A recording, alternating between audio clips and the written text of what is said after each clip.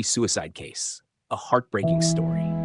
It was a regular chilly evening. The vast campus of KIIT University was bustling as usual. Students were returning to their hostels after classes. Some were laughing and chatting in the cafeteria. But on that very day, February 16, 2025, in one of the hostel rooms, a student named Prakriti Lamichhane ended her life. The news spread like wildfire. A girl who had just begun her journey, who had come from Nepal to India with big dreams, had chosen to end her own life. But why? Who was Prakriti? Prakriti Lamichhane was a bright student from Nepal, a third-year computer science engineering student. She was academically excellent, quiet by nature, and loved by her friends. But deep inside, she was fighting a battle no one could see, an unseen struggle. According to her friends, Prakriti had been troubled for the past few months. The spark in her eyes had faded. She had become quiet, stayed up late at night, and often seemed lost during classes. The reason behind this change was Advik Srivastava, another student at KIIT University. Advik, a third-year mechanical engineering student, had been mentally harassing her for a long time. The story of harassment: Advik repeatedly threatened and blackmailed Prakriti. He made derogatory remarks about her parents. He constantly tried to break her mentally. Prakriti gathered courage and even complained to the university administration, but no one took her seriously. The final day, on February 16th, Prakriti locked herself in her room. No one knew what was going on inside.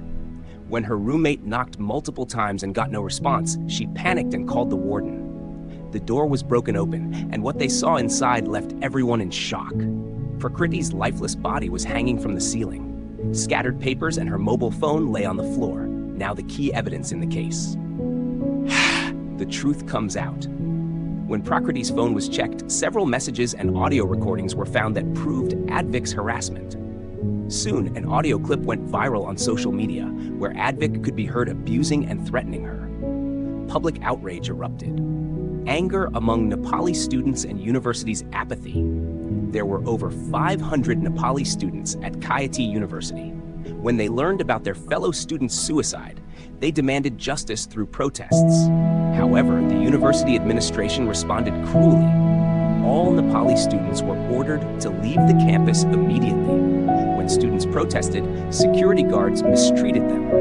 The university didn't even release an official statement. Intervention by the Nepalese government. The case echoed all the way to Nepal.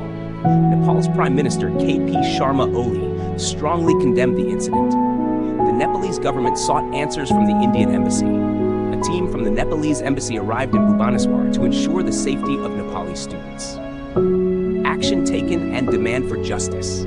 As pressure mounted, the police took action. 1. Advik Srivastava was arrested.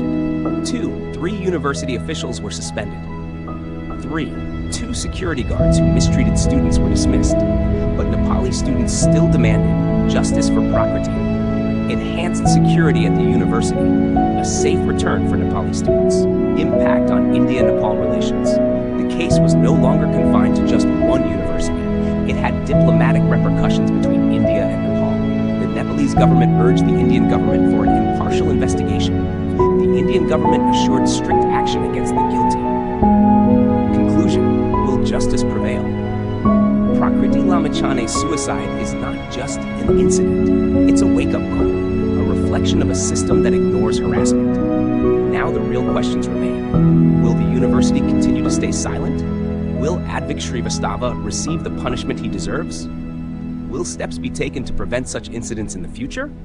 The answers are yet to come. But one thing is certain: Prakriti's death has shaken everyone. Change is necessary so that no other Prakriti is forced to end her life.